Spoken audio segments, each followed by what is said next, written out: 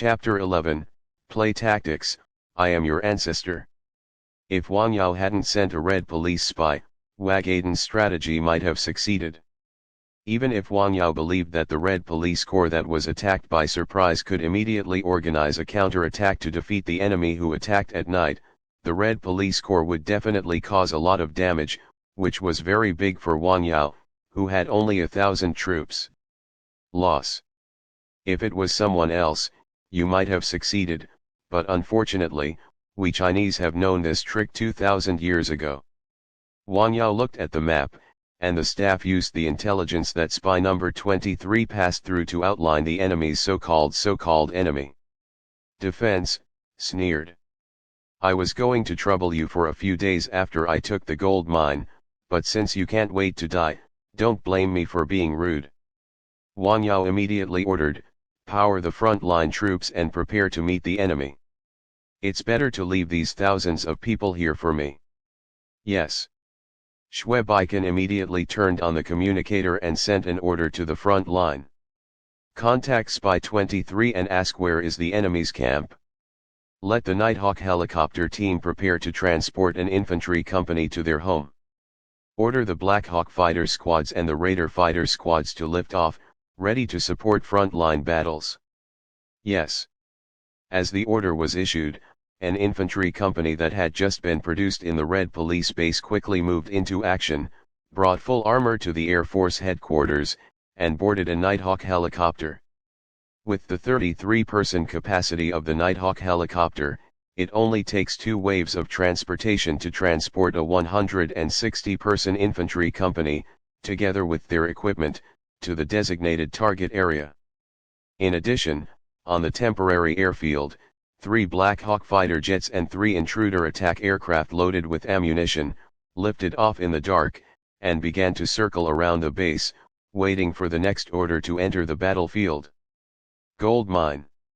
Chen Suans, who was commanding the troops to clean the battlefield, received an order from the headquarters. Yo, it just so happened that the battle wasn't fully finished, so you all came to give away the heads. Looking at the order book, Chen Suans shouted to his subordinates, the support company and the logistics support company stay, and the other troops, leave immediately.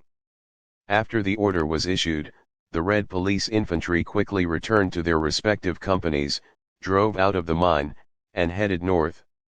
On the empty Gobi Desert, under the cover of night, the 1st Combat Battalion of the Red Police Corps quickly completed its mobile deployment.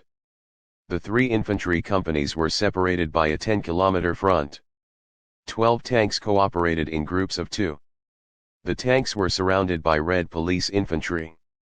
They were preparing to directly engage in a wave of hard steel with the enemy in the wilderness to fight with movement. Destroy the enemy army. At this time, in the wilderness less than 10 kilometers in front of the Red Police Corps, more than 5,000 warlords were marching at night under the leadership of their respective leaders. Only a few officers were riding pickup trucks or armored vehicles. Wagadan was wearing a military uniform, his fat body was a little out of place, and he wore a red military cap on his head. He personally rushed in with 10 T-72s and 5 pairs of road wheels. Front of the team. As expected of the boss. To be able to come up with such a night attack plan. Those guys will definitely relax after occupying the gold mine. At this time, let's go up and beat them by surprise, and we will definitely be able to wipe them out. An adjutant with a pointed mouth and monkey cheeks bragging to Wagadan for a while. It made Wagadan feel extremely comfortable. Thanks to the information that the spy you deployed in Gator found, I will wait for the annihilation of these guys. Those tanks are good things. I will give you a few tanks at that time. Wagadan laughed. Lighted a cigar. Originally, the spies reported from the information sent back by Gator that the strange group of guys who expelled Hebel were well equipped, as well as more than a dozen tanks and many armored vehicles, as well as a steady stream of support teams. To make Wagadan dare not take the initiative to attack Gator, he can only be a passerby who doesn't see anything. but I didn't expect that the group of guys from Gator would take the initiative to attack the garrison of the gold mine, which gave Wagaden hope. I remember a story that the Chinese trader told before. It was called the symbol of the mussel, the fisherman's prophet. Anyway, it was two people fighting. All property of these two persons. Let Wager Edding remember this story deeply. Unexpectedly, there will be an opportunity to apply this tactic to actual combat so soon, and Wagaden himself was surprised by his tactical vision. At this time, he had already dreamed of completely annihilating the enemy army, seizing countless advanced equipment, and occupying the gold mine. In this way, his sister also has a higher status by General Ericsson's side. Just as Wagaden was indulging in the dream of destroying the enemy, a few flashes suddenly appeared in the sky ahead. What? Wagaden was stunned for a moment, and just halfway through, he heard a huge explosion of air coming from the air, followed by explosions from the surrounding area. I saw that the armored team that was still advancing was directly destroyed by several tanks. In the night, these tanks turned into a fire that was so dazzling. Enemy attack. At this time, Wagaden's subordinates reacted. It seemed to be a plane just now. General Ericsson also has planes, but they are all old fighter jets. Warlords can't afford to support such a huge military service. At most, a few third-generation planes from the 1970s are not bad. Disperse. Disperse. Dodge. Where's the bazooka? Aim at the sky for me. Wagaden hurriedly jumped off a tank, because he saw that all the destroyed tanks were tanks, so he was afraid that he was in the tank was killed together, and quickly got off the tank. Then shouted for the soldiers to raise their weapons and aim at the sky. Although I still don't understand where these planes came from, but attacking them directly can only be the enemy. The warlords who lacked anti-aircraft missiles had to set up crane guns on the spot, pointed their muzzles in the air, and pointed their rocket launchers to the sky to seek comfort. But soon, several planes swooped down again and dropped ground-to-ground missiles. This time, the missiles exploded directly in the army formation on the ground, and several huge fireballs rose into the air, taking away hundreds of people's life. The remaining rebels ran around in a panic, and thousands of people who lacked anti-aircraft weapons were blown away by bombs dropped by several planes. Wagaden is still trying hard to gather the troops. However, at this moment, there was a burst of vibrations on the ground, and there were bursts of roaring sounds from the south. Tank! Someone shouted, but it was too late. Boom! Boom! Boom! 12 tanks of the Red Police Corps within 1,000 meters opened fire one after another. The 120mm rifled gun of the Challenger main battle tank and the 105mm rifled gun of the Grizzly tank could see the opposite side clearly with the help of night vision goggles. Huge explosions sounded one after another, and the remaining tanks of Wagaden were also destroyed one after another, and only one of the tanks at the back was still able to move. Immediately afterwards, the Red Police infantrymen cooperated with tanks and launched an attack. M4A1 assault rifles, M249 light machine guns, M240 general-purpose machines, and M2 Browning heavy machine guns began to harvest life. Tanks and armored infantry fighting vehicles rushed into enemy positions and began to cut the battlefield. 4,000 or 5,000 rioters ran around, and the discarded weapons almost tripped a Red Police infantryman on the ground. They were like a flock of ducks, being chased everywhere by the Red Police infantry. Wagaden started running straight away, forgetting how high-spirited he was a few minutes ago. However, his fat figure was so conspicuous in the night vision goggles. Boom! 800 meters away, a Red Police sniper opened fire. Wagaden was climbing into a pickup truck and was about to run away. His head suddenly burst open. Blood and brains smeared the faces of the surrounding chaos soldiers. The frightened soldiers started the engine directly, and took Wagaden with only half of his head left. Corpse ran away. Wag Eding never thought that his attack plan was so perfect. What went wrong? Chapter 12, completely wipe out the enemy army. When the ground forces of the Red Police Corps launched a large-scale breakthrough attack on the main enemy force, in the sky, 3 Black Hawk fighter jets and 3 Intruder fighter jets were already heading towards the northern enemy's station. The frontal battlefield is already one-sided. The two armies are fighting together. On the land of more than 10 square kilometers, the enemy is running around everywhere, and there is no armored force to resist. That is, to support ground raiding troops stationed behind enemy lines. This is the Black Hawk team, please answer when you hear me.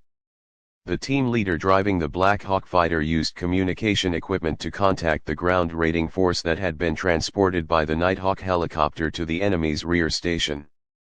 ZZ, this is the 5th Infantry Company. Our troops have arrived at the rear of the enemy's garrison and can attack at any time. Soon, his call was answered. We need detailed markings of enemy camps, preferably enemy warehouses, armored forces, fortresses, etc., said the Black Hawk team leader. Okay, we'll mark it right away. Wish you guys good luck. About 20 kilometers away from Gator, in an iron ore mining field, the company commander of the 5th Infantry Company of the Red Police Corps hung up the communication and picked up the night vision device to observe the enemy's situation. The number of enemy troops left to garrison is small, at most about 800 people, that is, the strength of a regiment, and their camp is in the mining field. Although the south has already fought, and some huge explosions and flames can be seen even more than a dozen kilometers away, these warlord soldiers are not worried, and even some officers and leaders are already toasting the victory. The Red Police Company commander sent a reconnaissance team to use drones to scout the enemy camp. Under the cover of darkness, the explosion drone rose higher and higher, bringing the entire enemy camp into view. Then turn on the infrared thermal sensor, and start to mark the enemy's tanks, armored vehicles, warehouses, machine gun bunkers and other facilities, especially the enemy headquarters, where the lights are bright, and the thermal imager can still see a few officers stationed there drinking. It was then passed directly to the air unit. After receiving the detailed markings, 3 Black Hawk fighters and 3 Intruder fighters began to charge towards the enemy camp. About 6 or 7 kilometers away from the enemy camp in the sky, 3 Black Hawk fighter jets took the lead in launching 3 X-29T air-to-surface missiles. I saw a tail flame from the missile hanging under the wing of the Black Hawk fighter, and then quickly moved forward and disappeared into the night sky. The X-29T air-to-surface missile has a maximum range of 12 kilometers. It is equipped with a semi-active laser guidance system, TV remote control, infrared imaging, passive radar, etc. The warhead has 320 kilograms of high-explosive bombs. After the Black Hawks fired the missiles, the 3 Intruder fighter jets also fired 3 AGM-78 Standard missiles. 6 missiles roared through the night sky and directly penetrated into the enemy camp. Boom! Boom! Boom! 6 huge explosions sounded, and the enemy camp had been turned into a pot of porridge. All 6 targets were destroyed, including tanks and camp headquarters. Afterwards, the Red Police infantrymen who had already touched the periphery of the camp put down the night vision goggles on their helmets, opened the firearm safety, and immediately launched an attack on the camp with the squad as a unit. The enemy army, who had been blown up by the sudden airstrike, was either drunk or killed at the command post, and no one organized a counterattack. As a result, under the attack of the Red Police infantry, the disorganized warlords fled in confusion. Some soldiers obviously had firearms on their bodies, but they forgot to fight back, and they only care about running away. Some soldiers who rushed out of the barracks, still drowsy and confused, ran into the muzzle of the Red Police infantry and died under the gun. According to the planned attack plan, the Red Police infantry killed the munitions warehouse and command post in the camp. When a team of Red Police infantrymen came to the command post, they found that it had been blown into a lot of flames by friendly missiles, and there were several charred corpses around. The clothes should be the soldiers around, and the flames after the explosion devour. When the Red Police infantry shouted the slogan of "Surrender not to kill," the enemy troops in the camp soon surrendered on a large scale. The battle broke out quickly and ended quickly. In less than half an hour, the camp, which had 800 people stationed there, was captured by more than 100 Red Police infantry. Hundreds of prisoners were temporarily locked in the mines, awaiting subsequent disposal. While the Red Police infantrymen cleaned the battlefield, they took over the defense of the camp and redeployed the defense system. Congratulations to Your Excellency Commander for occupying an iron mine. Inside the Red Police base, Wang Yao looked at the information popping up on the screen and knew that the troops who had raided the enemy's rear camp had won a great victory. Not long after, news of a great victory came from the front line battlefield. The enemy troops who tried to attack the Red Police Corps at night have been completely wiped out, killing and wounding more than 1,300 people, and taking more than 3,200 prisoners. A group of officers, including Aiden, were killed on the spot. The enemy's rear camp also killed more than 300 people and captured more than 400. Only a few enemies ran away in the dark. After tonight, Wang Yao not only occupied a gold mine, but also accidentally harvested an iron mine. And as Wag Aiden's troops were completely wiped out, there were no hostile armed forces within 20 to 30 kilometers around Gator, and Wang Yao became a new warlord in this area. Chapter 13, Development and Expansion Goals. Gator's crisis was temporarily lifted as the Red Police Corps wiped out Wag Aiden's forces. Wang Yao also obtained the gold mine that days and nights thought about, and an iron ore sent by Wag Aiden. Although their reserves can only be regarded as medium-sized, they are enough for the next development of the Red Alert base. After the next day, Wang Yao left a platoon of soldiers in the gold mine and the iron mine, and then the other troops escorted thousands of prisoners to Gator. After 2 battles, the Red Police Corps captured more than 4,500 prisoners alone, and there were more than 2,000 corpses to be disposed of. The weather has been getting hotter and hotter recently. If these corpses are left untreated, it is easy to breed fatalities. Bacterial. When the 1st Combined Battalion of the Red Police Corps escorted thousands of prisoners back to Gator, the people of Gator came out curiously to watch the several kilometers-long procession. These people are temporarily held in a makeshift prison and then assigned to various drudgery for reform through labor. For example, going to the mountains to mine stones, or participating in the reconstruction of Gator. In short, there are still quite a lot of places to use people. After laying down their weapons, Gator's militia can take care of these thousands of prisoners. At present, 10 chronospace mining vehicles have entered the gold mine for mining, and 5 chronospace mining vehicles have entered the iron mine for mining. At present, the Red Police base can receive 75,000 funds every day. Inside the Red Police base, Xue Baikan brought some latest information and said, "This is already the highest mining efficiency of these 2 ore veins, but it can only last for 1 year. After 1 year, these 2 ore veins will be exhausted by us." Wang Yao didn't think about how long these 2 mines would last. He said, 1 year is enough time. Even at the current speed, it can provide more than 27 million funds. A synthetic combat battalion of 900 people needs about 180,000 funds, and the 27 million is enough for Wang Yao to produce 150 synthetic combat battalions and recruit 130,000 Red Police soldiers.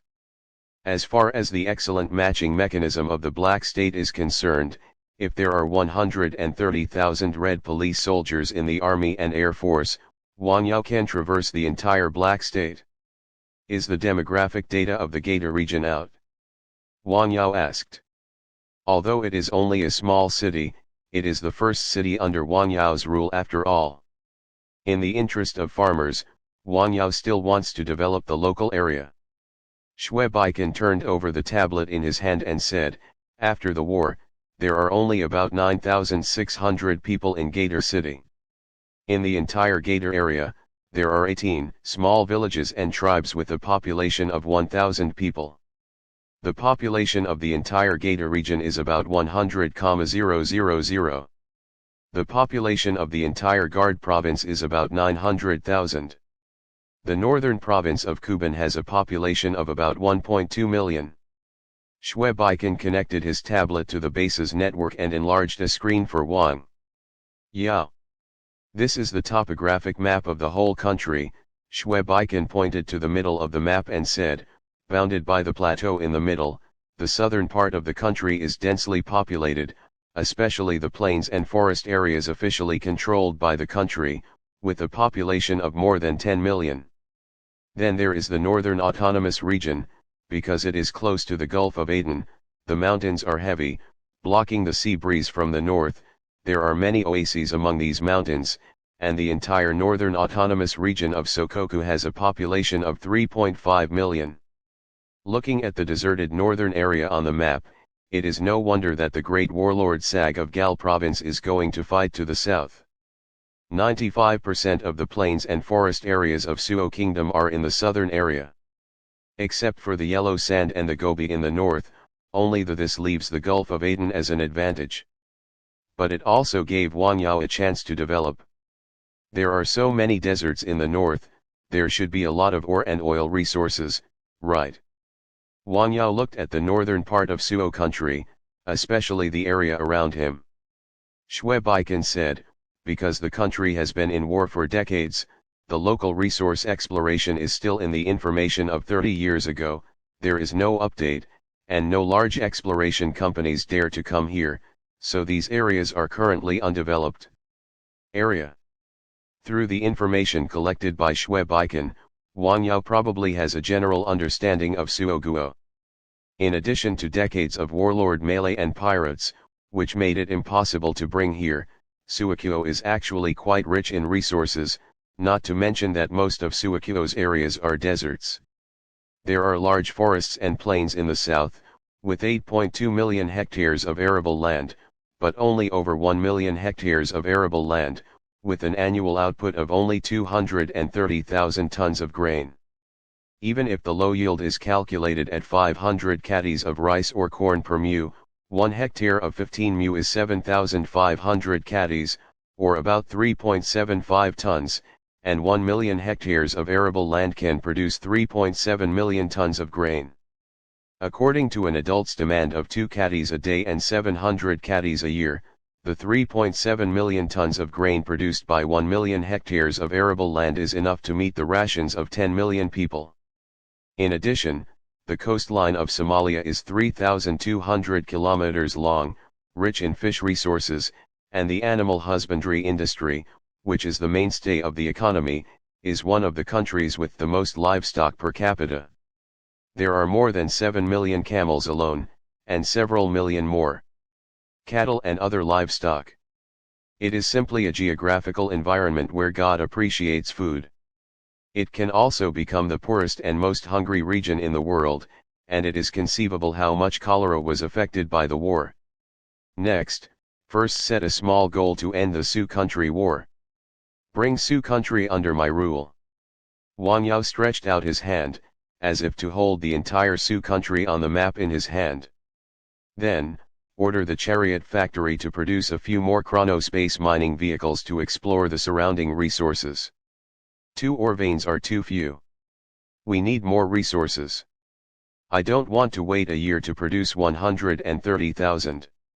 Red police soldiers, and other forces will not give us this time. Wang Yao looked at the map, this area is very lively. If nothing else, in Chittagong, a coastal country in the northwest of the country, and the charter woman known as the world's military power, there are military bases in several countries such as Eagle Sauce, Harry Bear, French Chicken, John Bull, etc. On the road to his rise, he will inevitably encounter resistance from Western countries headed by Ying Zhang, and developing as soon as possible is the kingly way. I took my eyes back from other regions and focused on the northern province of Kuban. This province is located in the northern part of the country, known as the corner of the Black State. It has a large territory and a population of 1.2 million. It faces the sea on both sides. According to the information obtained by the spies, the army in the hands of the great warlord Eriksson of Kuban province, there are only 30,000 people, and this has just eaten up 6,000 people by himself, weakening a wave, and it is the most suitable target for the next stage. Chapter 14, Heavy Synthetic Combat Brigade. At the current production rate of the Red Alert Base, the production task of one synthetic combat battalion can be completed about every 24 hours. So Wang Yao formulated the next production plan. In order to march to the northern province of Kuban and destroy the entrenched warlord Eriksson in the province of Kuban, Wang Yao needs more troops, plus he needs more troops to fight against the Kuban province. Provincial control, he has at least one combined combat brigade strength. In modern warfare, a synthetic combat brigade can already be used as a campaign-level projectile force. Wang Yao still refers to the configuration of the Eagle Sauce Army, and has 4 synthetic combat battalions, a firepower battalion, an air defense battalion, a reconnaissance battalion, a support battalion, and a logistics support battalion, with a total strength of about 7,000 people. Different from the previous synthetic battle battalion, Wang Yao has re-strengthened the composition of the brigade-level subordinate synthetic battle battalion. Each synthetic battle battalion has 2 tank companies, 2 mechanized infantry companies, and the armor strength of each synthetic battle battalion is increased to 12 Grizzly tanks, 12 Challenger main battle tanks, 72 multipurpose infantry fighting vehicles. Together with other support battalions, such a heavy combined combat brigade has 96 tanks of various types, including 48 Grizzly tanks, 48 Challenger main battle tanks, and more than 360 multi-purpose infantry fighting vehicles.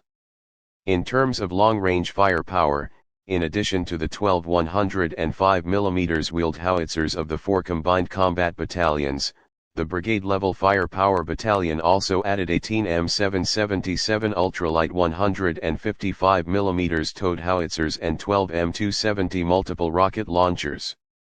Among them, the M777 ultralight 155 mm howitzer weighs only 3.42 tons, and can be controlled by an 8-person artillery squad. The maximum rate of fire is 5 rounds per minute. 40 kilometers. It is a very practical weapon, a truck can drag it everywhere, and if it is a mountain, it can also be carried by a Nighthawk helicopter. The M270 multi-barrel rocket launcher was jointly developed by the 5 NATO countries. It is a NATO standard equipment. The rocket launcher has a caliber of 227 mm and a number of 12 tubes. The loading time only takes 5 minutes. And this thing can launch a lot of types of shells, ordinary rockets to submunitions, from anti-tank submunitions to tactical missiles, can be fired, with a range of 32 km to a maximum of 40 km.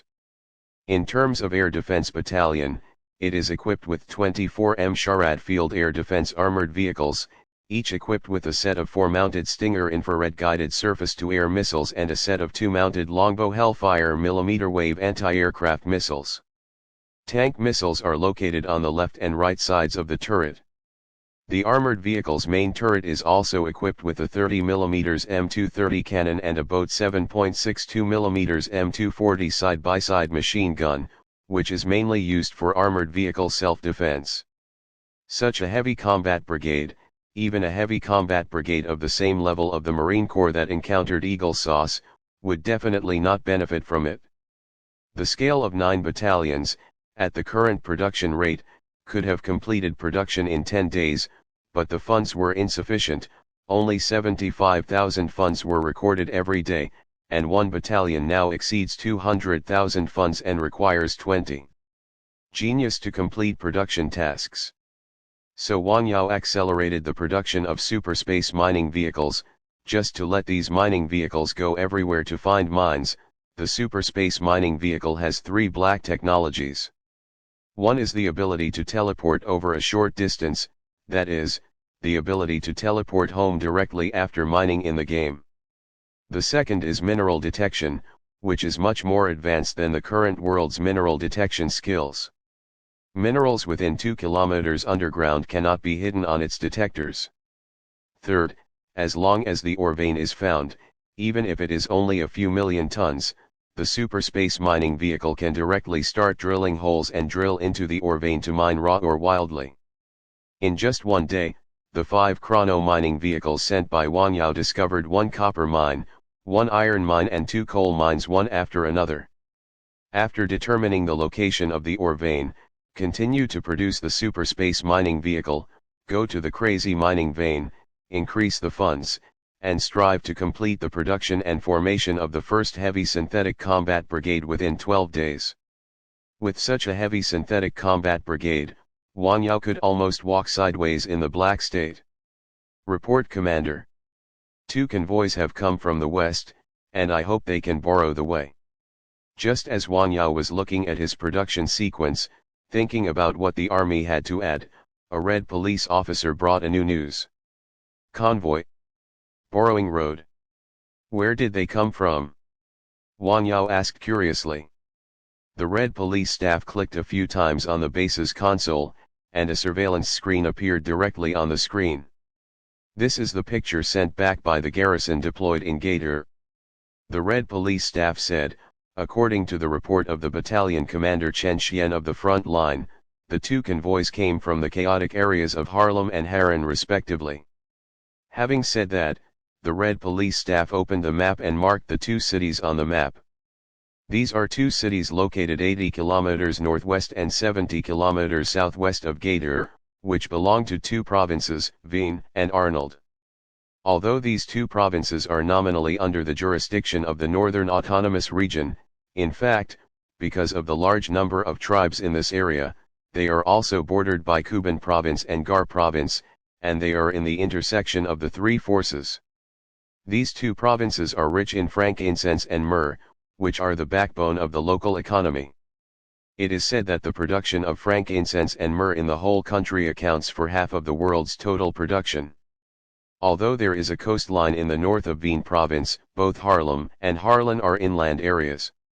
Not to mention the distance from the northern coastline, there are chaos areas along the way and it is very unsafe. In contrast, Gard is much safer. Gator is just over 100 kilometers from the coastal city of Port Vell, almost half the distance of the northern route. If it is a team, it can cover this distance in one day.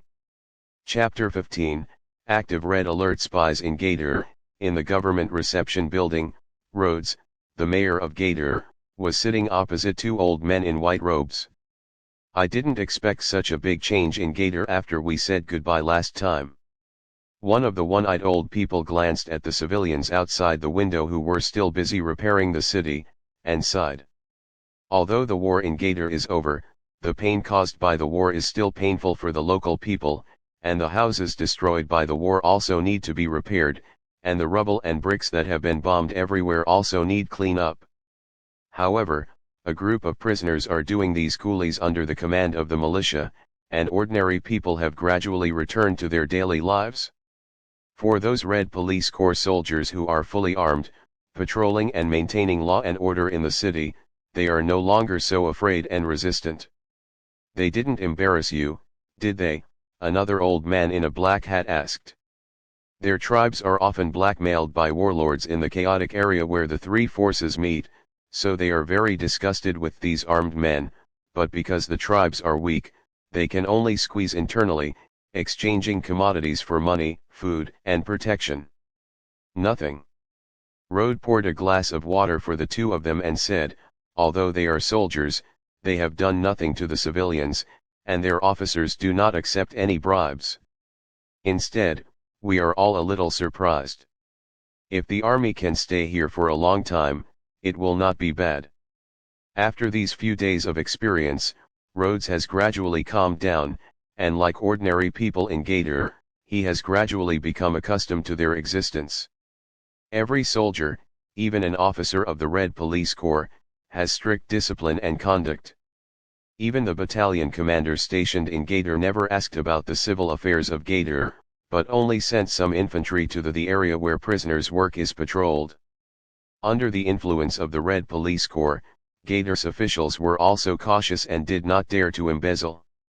They became more diligent in their work, and their administrative efficiency was greatly increased. This also surprised Rhodes. If it can continue, it will be fine. Okay, your goods have passed the inspection and you can pass.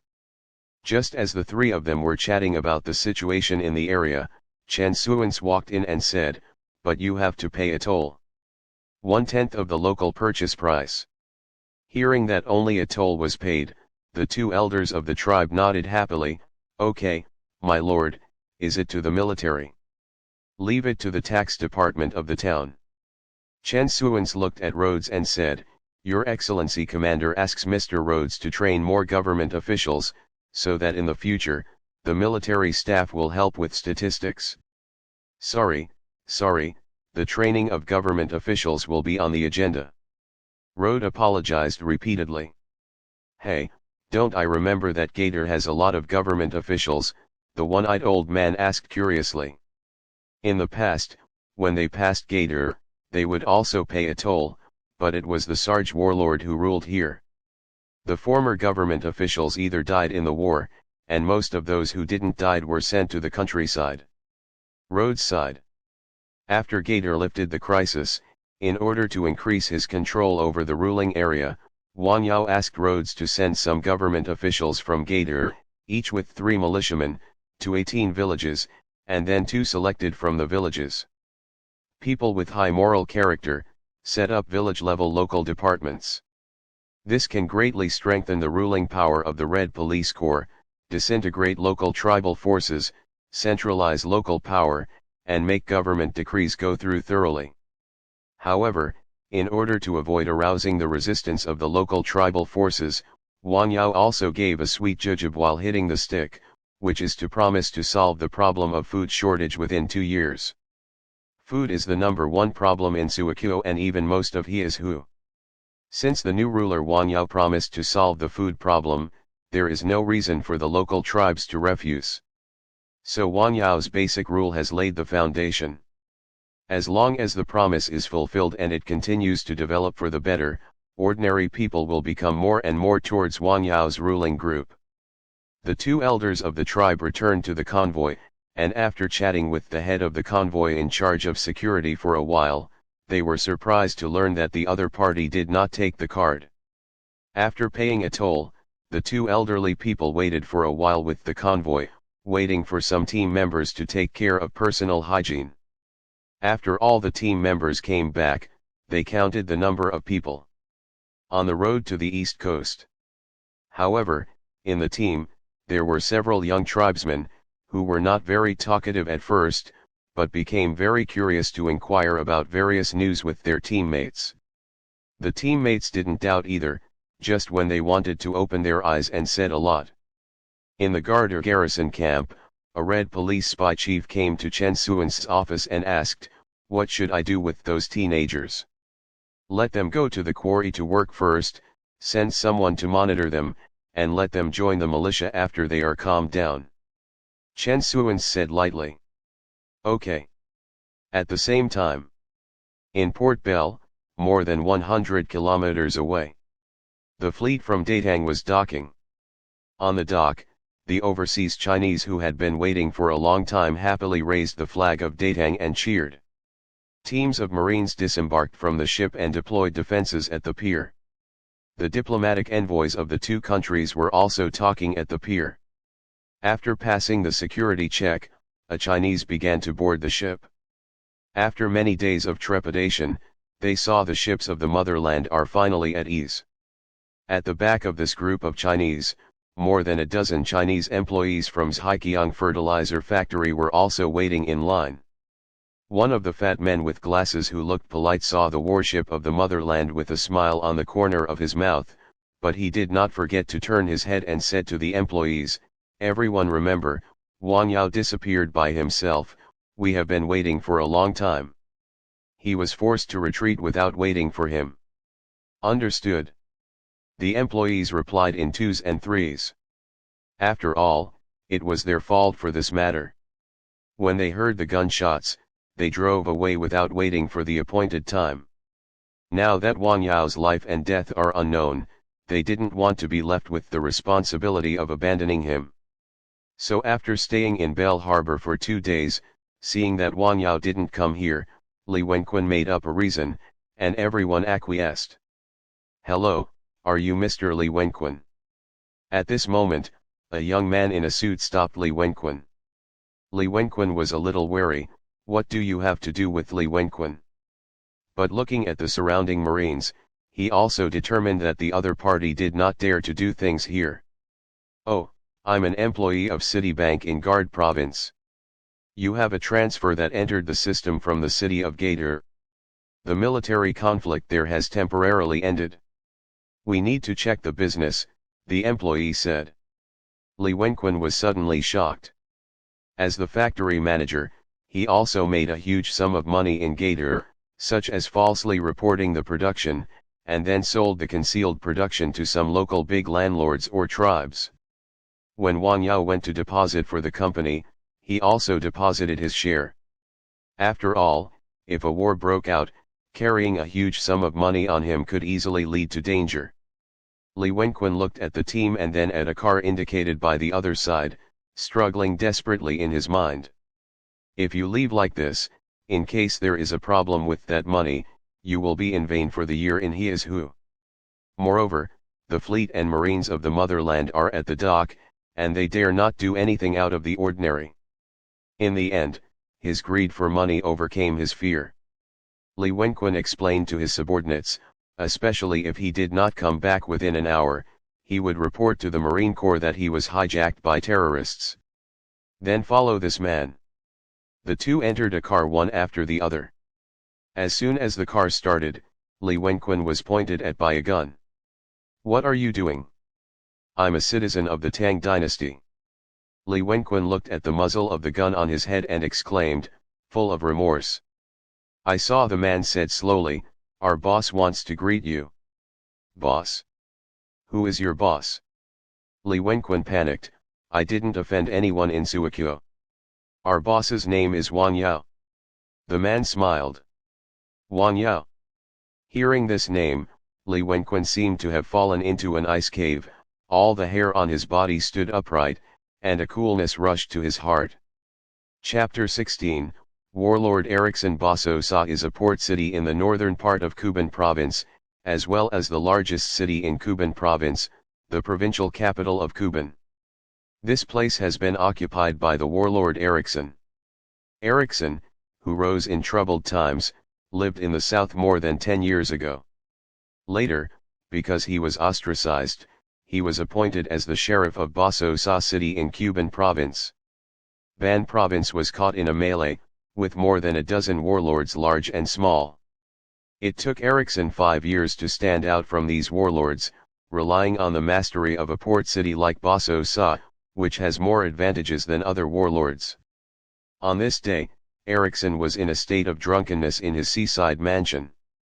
Since he controlled most of the territory of Kuban Province, Erickson's ruled area has a population of over 1 million, with tens of thousands of troops in his hands.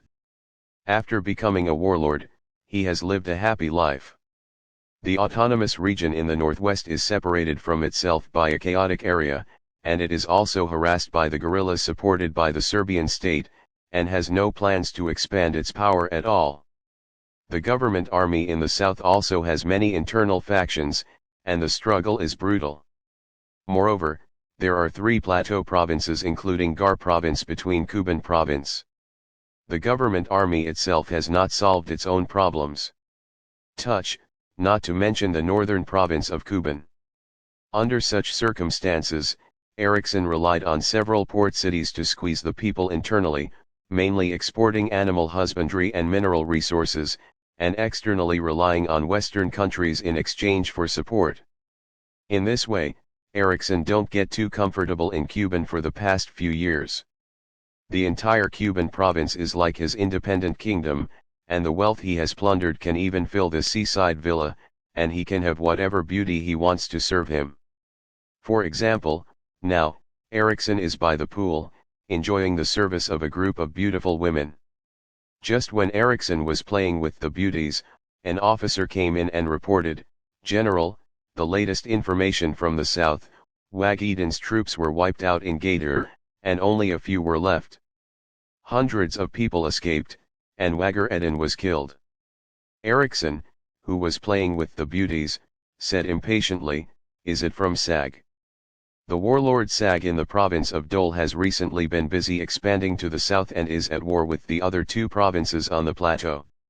If it were not for the gold mines that suddenly appeared in Gadir, there might not be any contact between the two sides. It's like defaulting to their respective ruling areas. Sag's troops were also wiped out, and a mysterious force appeared in Gadir. It is currently unclear which country is behind it. The officer replied. Oh. That group of Westerners supported the newcomers again. Eriksson frowned. If it is really a new agent supported by a Western country, who is it targeting? Sag. Or yourself? You don't seem to have offended any country recently, do you? General, just as Eriksson frowned and thought about it, a beautiful woman beside him said coquettishly, "You want to avenge my brother." This beauty was Wagedin's sister, and when she heard that her younger brother died in battle, she posted it and hugged Eriksson for a while. Let go. Eriksson was thinking about the problem when he was suddenly posted like this, a little impatiently. "If you don't avenge my brother, you won't let it go."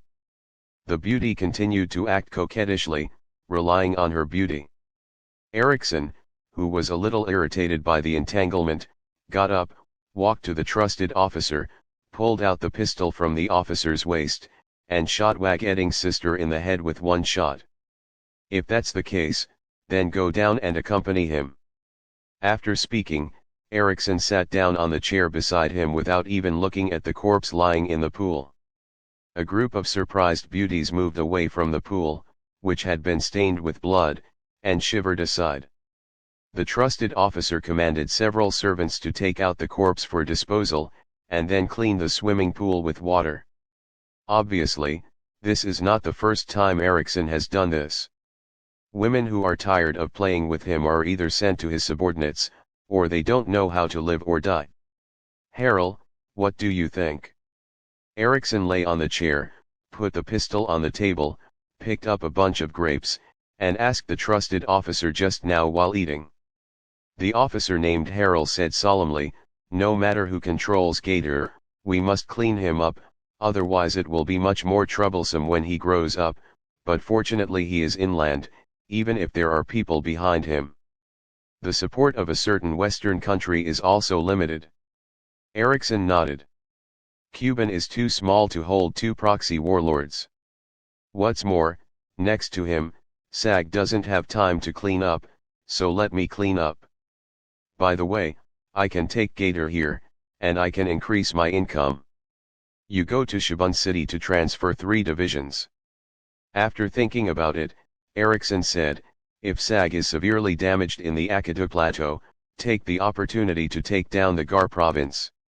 Shaban city is a city in the center of Kuban province. From here, troops can be mobilized, and they can go to any place in Kuban province in one day. Therefore, in addition to the troops of a division stationed beside him, Eriksson has the troops of Shaban city.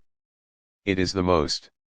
The number of warlords under Eriksson's army is 5,000 and it can be called a division. The strength of the 3 divisions is almost 15,000, accounting for half of the troops in Eriksson's hands. Yes. Don't worry, General.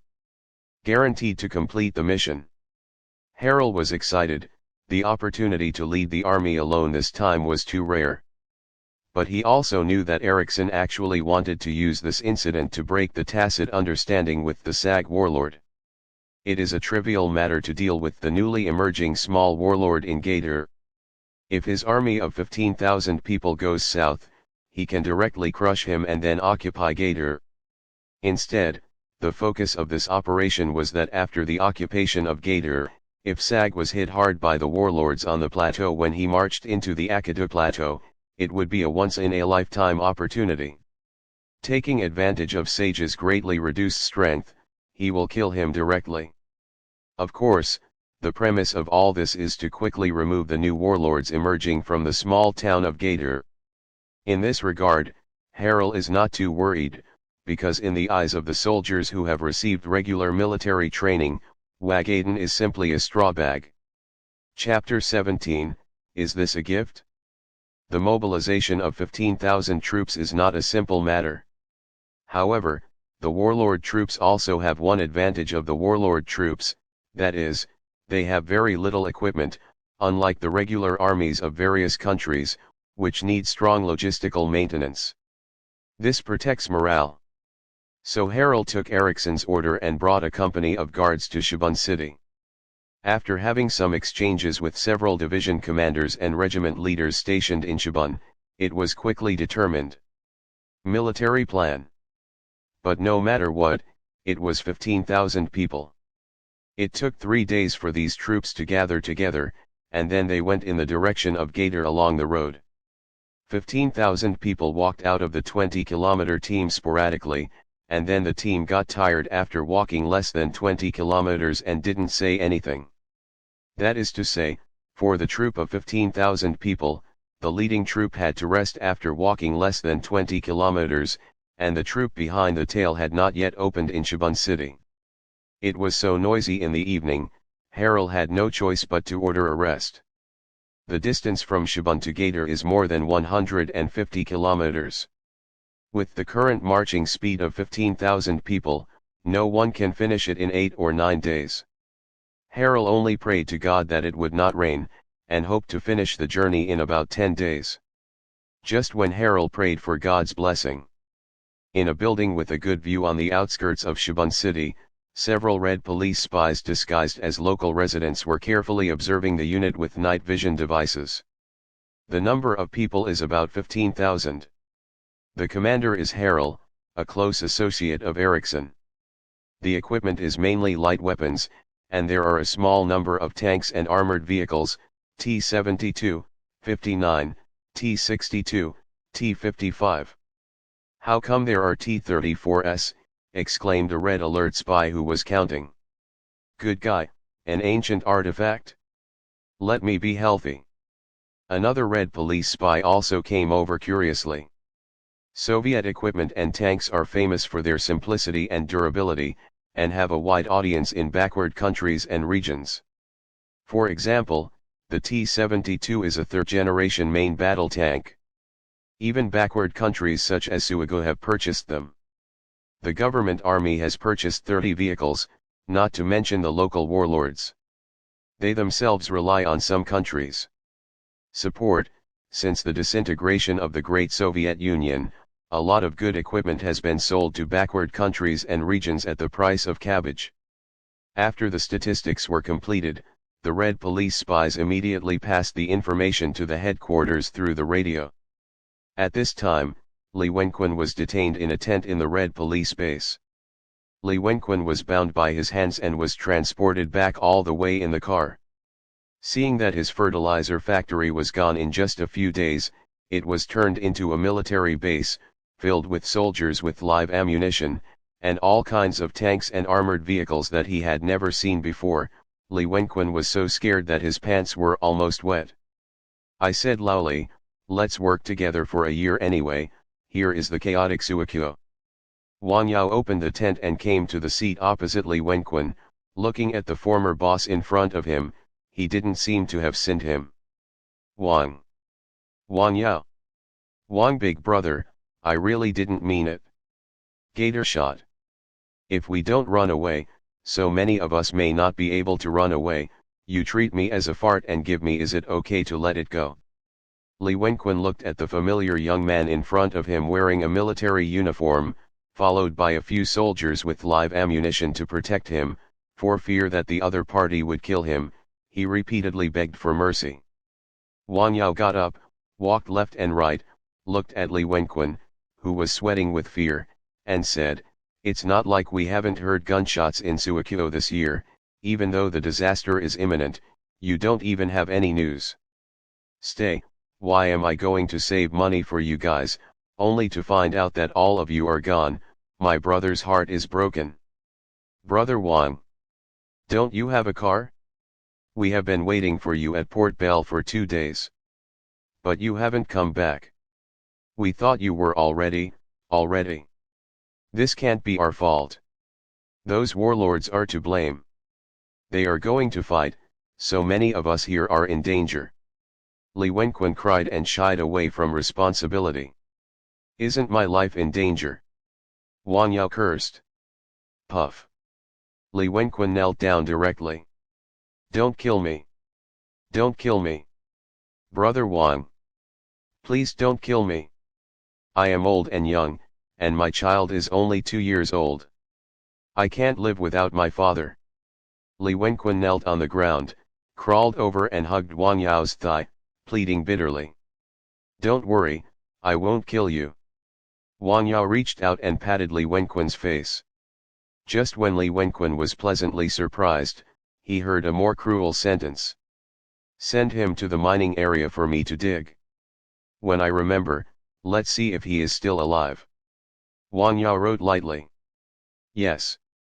The 2 red police soldiers immediately stepped forward and dragged Li Wenquan, who was holding Wang Yao's thigh, away. Li Wenquan, who was dragged away, struggled and begged, No.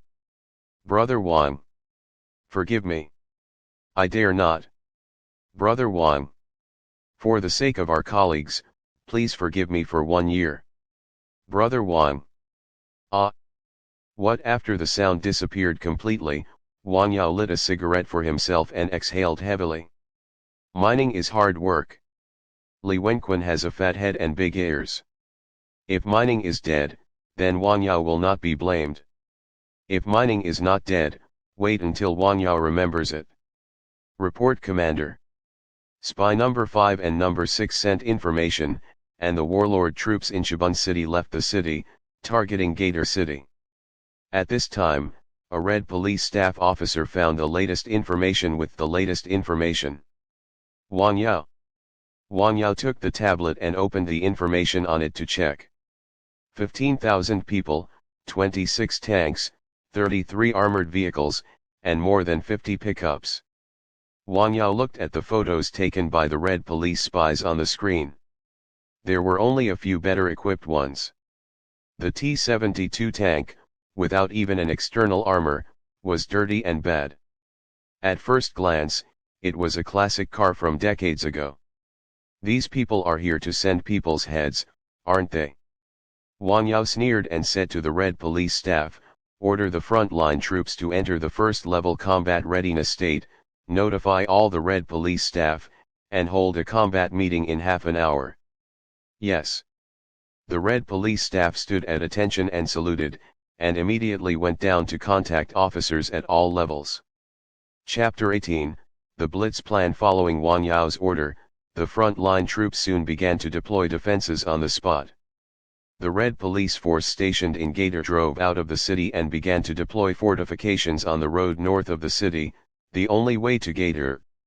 The red police infantry stationed at the mines are also on guard, relying on the terrain to create fortifications.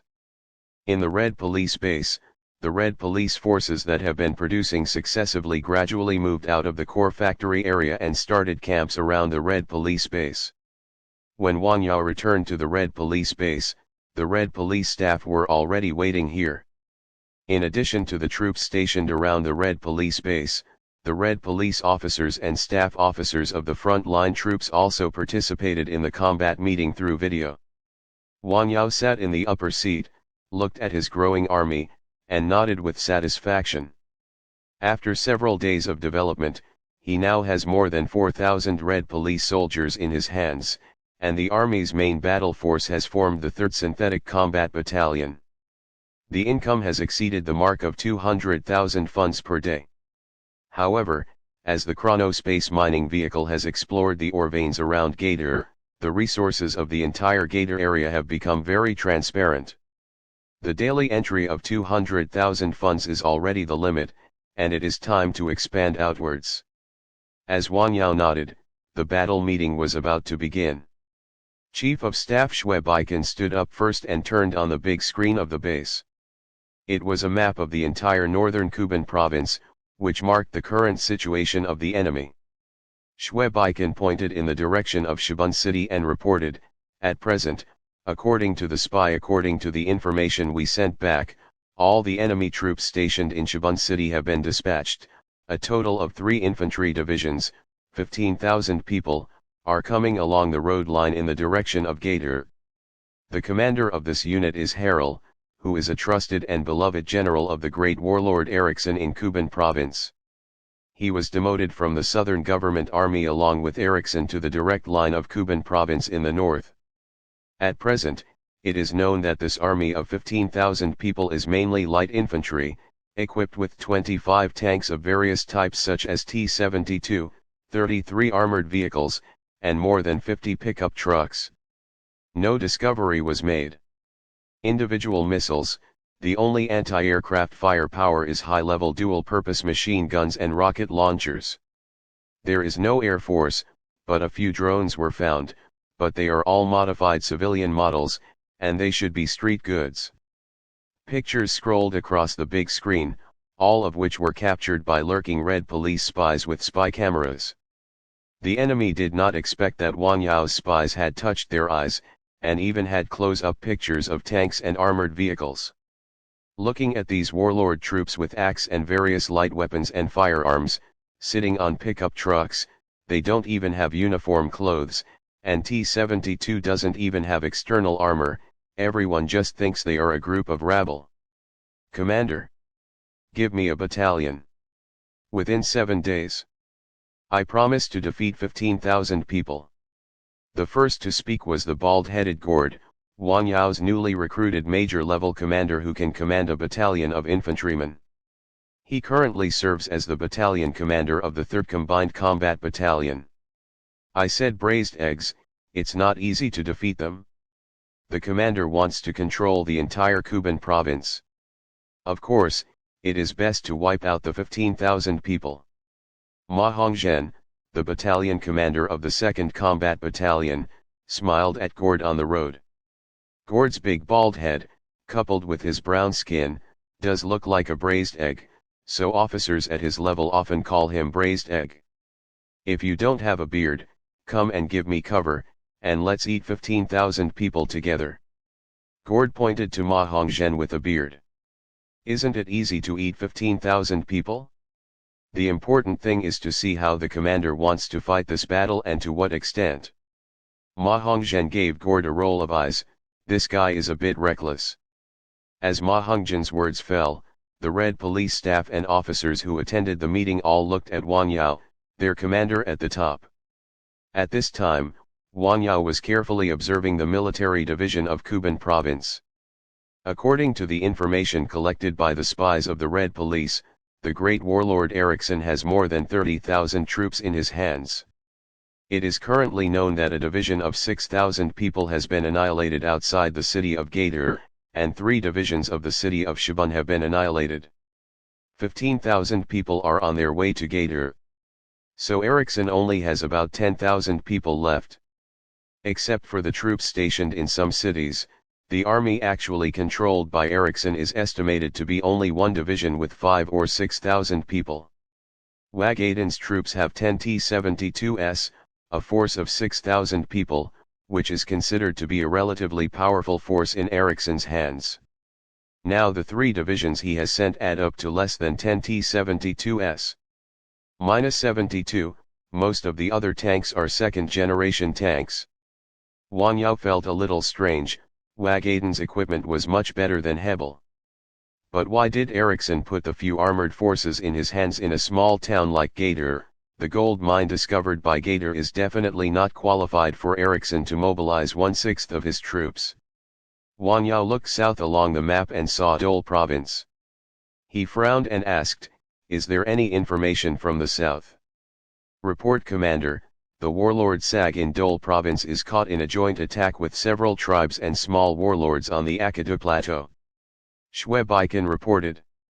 Hearing that Sag was caught in the southern battlefield, Wang Yao understood.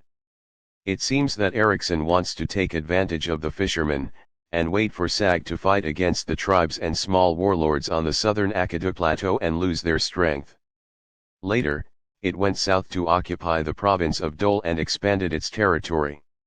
This makes it easy to understand why Eriksson sent most of his armor to the south. Since SAG is in a hard fight, then we can boldly send most of our troops to the war between the north and Eriksson. Wang Yao moved the markers representing several troops forward on the map. We already have 3 combined combat battalions, which are fully enough to occupy the entire Kuban province. The staff will take over the entire Kuban province as the goal and formulate a battle plan. Be sure to solve the large and small warlords entrenched in the Kuban province this month. With a big wave of his hand, Wang Yao made a fist-clenching motion, as if he wanted to hold the entire Kuban province in one fist. Yes. Guaranteed to complete the task. Everyone stood up and saluted Wang Yao. The next meeting was mainly focused on the staff of the General Staff.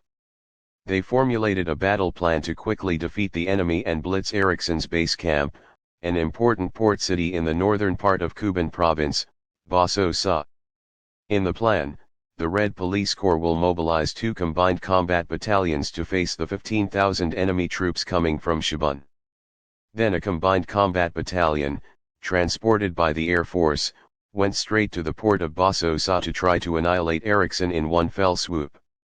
After Eriksson's main force was annihilated, he immediately sent other troops along the highway and coastline to capture other cities in Kuban province, and strive to take the entire Kuban province before the end of this month.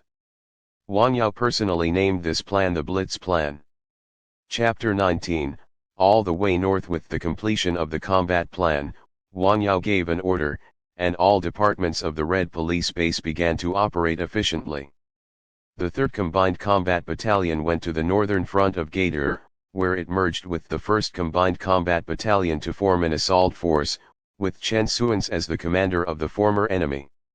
In addition, the prisoners of Gadir were assembled, and 500 people were selected to form a 2nd militia unit, commanded by a Red Police officer, responsible for escorting logistics supplies, and helping the main force build fortifications as engineers when necessary.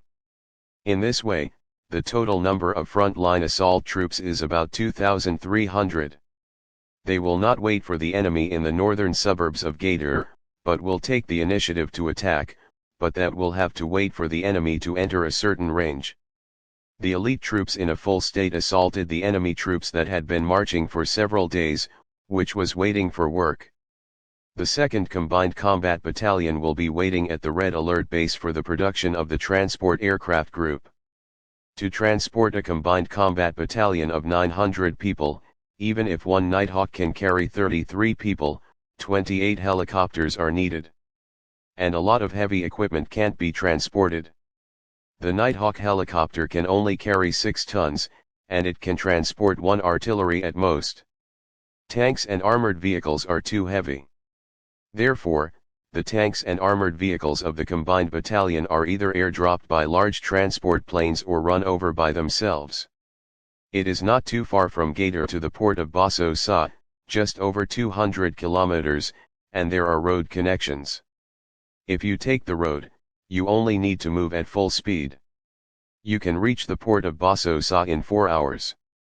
After thinking for a while, Wang Yao decided to let the armored troops run over by themselves. There are 2 main reasons.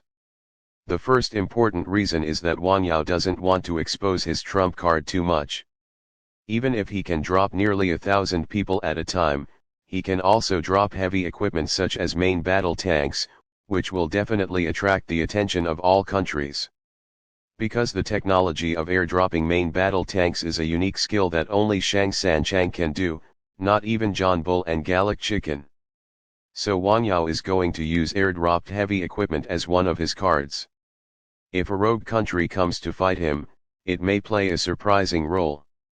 The second reason is that his Red Police soldiers are all battle-hardened elite infantrymen.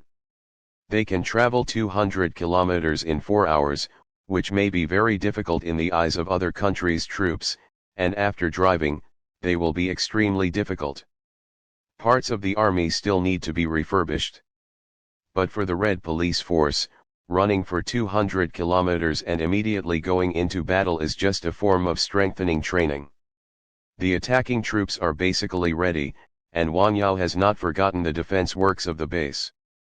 Although Sag in the south is caught in the quagmire of war between Akita Plateau tribes and small warlords, what if 1 or 2,000 people are drawn from behind to play raids? That's pretty disgusting too.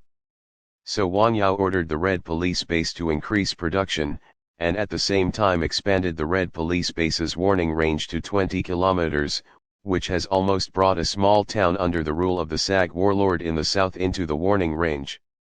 And that town is also a key surveillance target. Within the 20-kilometer defense range, only the city of Gator was on the edge of the warning zone. In the warning area, there are barbed wire fences and walled blockades everywhere, as well as various hidden machine gun bunkers, prism towers, Patriot missiles, anti-aircraft guns and so on. There are also phantom tanks disguised as trees or grass. The patrol strength of the Red Police base has also been increased from the previous platoon to the size of an infantry company. Coupled with the airport and radar, such a military base can be perfectly defended even if it is raided by a synthetic brigade of Shang San Chang. In order to get rid of Ericsson's army quickly this time, Wang Yao didn't dare to panic, and he didn't send the plane out, for fear of scaring them and making them afraid to come. But just when Wang Yao and the Red Police Corps were ready to sharpen their knives and prepare for a big fight. The next day, the enemy troops advanced 18 kilometers and then rested, but at least the rear troops also left the city. On the third day, the enemy army advanced 19 kilometers, and they were clamoring to camp and rest. On the fourth day, the enemy advanced 17 kilometers and began to camp and rest. On the fifth day, the enemy army advanced 19.5 kilometers and made a hustle and bustle to rest in camp. This group of rice buckets. It's been 5 days. They've only walked less than 100 kilometers. That's 10,000 pigs. They're all walking faster than them. Camping along the road, Wang Yao was so angry that the happy water in his hands spilled out. From Shibun City to Gator Province, the total is only 150 kilometers. They walked for 5 days, and they only walked less than 95 kilometers.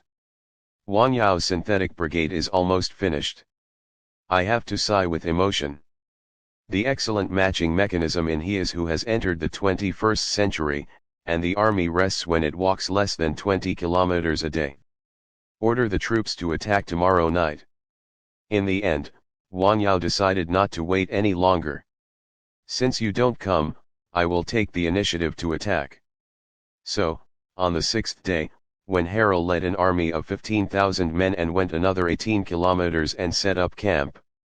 On the desert land illuminated by the dusk, tanks, armored vehicles and multi-purpose combat vehicles began to advance. The Red Police infantrymen either took multi-purpose infantry fighting vehicles or sat on the covers of tanks and armored vehicles to save their physical strength. The night gradually fell, and the 1,800-strong Red Police Corps began to follow the road. The two synthetic battle battalions formed a formation and drove in a V-shape towards the direction where Harel's troops were stationed. And in the other direction, on the desert, a straight road leads to the north. 12 Grizzly tanks, 12 Challenger main battle tanks, and a convoy of more than 70 armored vehicles started to move forward along the road. On this road leading to Port Bos Asa, Red Police spies have already inquired about local forces in cities along the way to prevent people from laying mines on the road or ambushing convoys. Of course, the advancing convoy also divided 2 Grizzly tanks and 3 multi-purpose infantry vehicles to spread out at the forefront. Each tank battle group and armored vehicle battle group were separated by a distance of 2 kilometers to prevent being ambushed. The night fell, and just like that, the convoy headed north in a mighty way.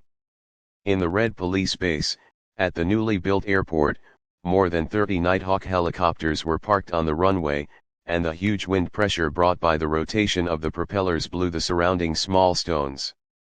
The Red Police infantry of the 2nd Combined Battle Battalion boarded the Nighthawk helicopter one by one in platoons. A Nighthawk helicopter began to lift off slowly, and then under the cover of the night, went north. Chapter 20, Air Strike. In the evening, the sky was getting dark, and the two Red Police combined combat battalions that entered the edge of the predetermined target battlefield began to reduce their speed. The infantry fighting vehicle began to advance. Without any lighting equipment, more than 1,800 Red Police infantrymen, all with night vision goggles, fully armed with various firearms, marched in the dark Gobi. When the troops in front of the enemy were less than 10 kilometers away, the latest information came from the Red Police scouts at the forefront. Behind a dirt slope, a Red Police scout wearing a desert yellow camouflage net observed the situation of the enemy camp with an ultra-long-range night vision device in his hand. Beside him, another Red Police scout was operating a drone in his hand, marking the approximate number of enemy troops, the range of the camp, and the location of tanks and armored vehicles in the sky. I saw thousands of enemy troops set up tents along the road, not even a tent. It was just a piece of cloth propped up with branches or poles, and then a sheepskin was placed inside, and they just sat there eating with a bowl in their hands. They didn't even have sheepskins. They simply cleaned the small stones on the ground. Many soldiers just sat on the dry ground. There was a fire in the rear of the enemy, and it seemed that this time was the time for them to eat. The latest information was quickly sent back to the front line command. Chen Suen supplied to the rear Red Police base for Air Force bombing, requesting the first wave to kill the enemy's main battle tanks, and then took the opportunity to launch a night attack.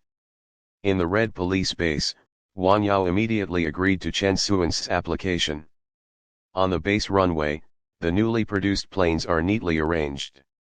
Compared with the last war, the Red Police Air Force has also expanded its scale. There are as many as 12 intruder attack aircraft and 12 Black Hawk fighter jets. Wang Yao is saving money to unlock the Apollo fighter jets. Compared with the Black Hawk fighter in Red Alert 2, the Apollo fighter in Red Alert 3 is definitely a 6th-generation fighter. After the Apollo fighter and Goddess bomber are unblocked, Wang Yao can be regarded as having absolute air superiority over the Eagle country. 12 intruder attack aircraft and 12 Black Hawk fighter jets took off and began to go to the front line. At their flight speed, they reached the front line target airspace in less than half an hour. After getting in touch with the ground forces, the Air Force quickly got the flags returned by the ground force scouts. 12 intruder attack aircraft began firing 12 air-to-surface missiles, followed by 12 larger air-to-surface missiles from 12 Black Hawk fighter jets.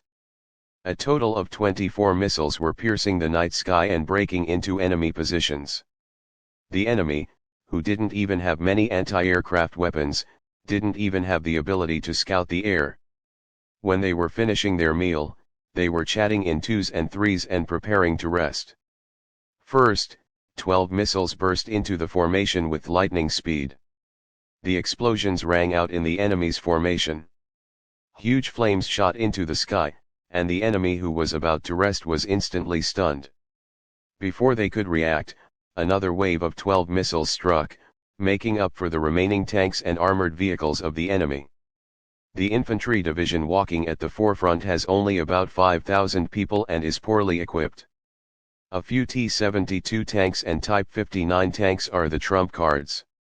As a result, now I don't even see the enemy's face, they have been killed by half of the heavy equipment. In an instant, the camp of more than 5,000 people was in chaos. Under the firelight, there were soldiers crashing and running everywhere. After all, no matter how stupid they were, they knew they would be attacked. In the night sky, the air strike force composed of 24 aircraft continued to move forward. To the northeast of the road, there were 2 infantry division-level enemy camps. What's going on?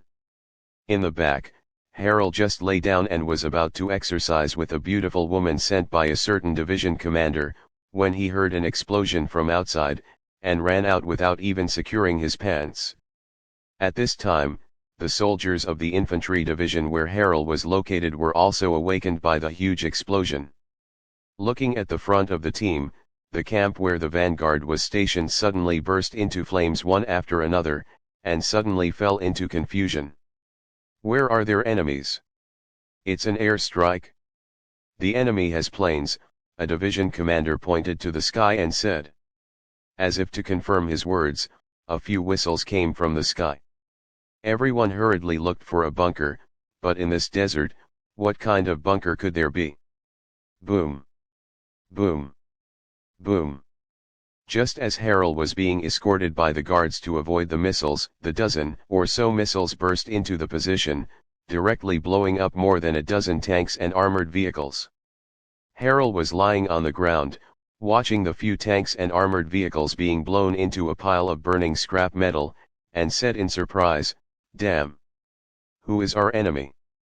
Before he could finish speaking, another dozen missiles attacked, and the remaining dozen tanks and armored vehicles were replenished, causing the infantry division to completely lose its armored strength. At this time, the 2nd Infantry Division's base had already bombarded the battalion with the explosion made by these 20 or so missiles. Harald lay on the ground and stared blankly at the soldiers who were running around under the light of the fire. His mind was completely dazed. He had no idea who attacked him and why he attacked him. When he came back to his senses from the Lengshen, the station of the 3rd Infantry Division in the rear was also attacked by air, and a huge explosion of flames shot into the sky. It's over, it's over. Harald knew that the enemy's air strike was aimed at blowing up all their tanks and armored vehicles, which meant that the enemy still had ground troops. As for the forces that can use more than 20 aircraft, the entire Sioux country has only other countries stationed around it except for the government forces in the south. Sure enough, as he expected, the sound of artillery and gunshots came from the front, and it was obvious that there was an exchange of fire. Harald didn't have to look to know to what extent the morale of his troops had dropped after a wave of air strikes. He quickly found his own security force, got on a motorcycle, and fled in the direction of Shibun City in a panic. He didn't want to be captured.